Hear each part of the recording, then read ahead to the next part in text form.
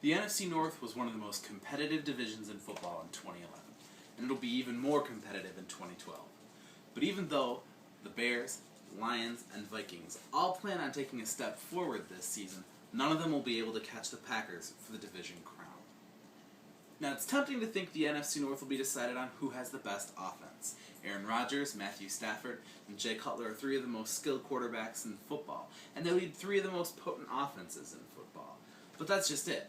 All three of the big teams in the NFC North have great offenses. So it won't be decided by which offense is the most great, but whose defense will be ready to step up. The Bears had by far the best defense in the NFC North last season, and have had for several seasons, but all of their key players at every level of the defense are approaching the shelf date for an NFL player. Defensive linemen Julius Peppers and Israel Adonijah, linebackers Brian Urlacher and Lance Briggs, and cornerback Charles Tillman are all approaching at or past the age 30 when most NFL players begin to lose their effectiveness. Urlacher is already fighting questions about an off-season knee procedure that may keep him from being ready to start Week 1.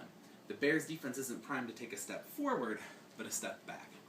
The Lions managed to retain 10 of 11 starters on defense last year, and even though they managed to keep middle linebacker Stephen Tulloch, the glue of the defense, they only retained what was a mediocre defense, especially against the pass last season.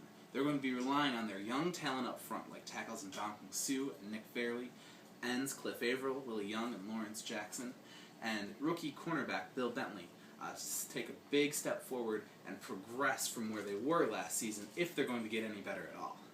The Packers invested top picks, outside pass rusher Nick Perry, inside pass rusher Jarrell Worthy, to feed their defense and make them actually better this year than last. Combined with their current offense and the standings that they're at, I don't think there's any way the Lions or Bears can catch the Packers. And all of this, don't forget about the Vikings. They won't challenge for the division crown. They're not going to challenge for a wild card. They may not even challenge for a winning record. But if Christian Ponder can continue in his development as a quarterback, the Vikings are talented enough to play spoiler in the late season when division tiebreakers come into play. No matter how it shakes out, which teams come out of the NFC North in the playoffs this season, you can bet the Packers will be at the top.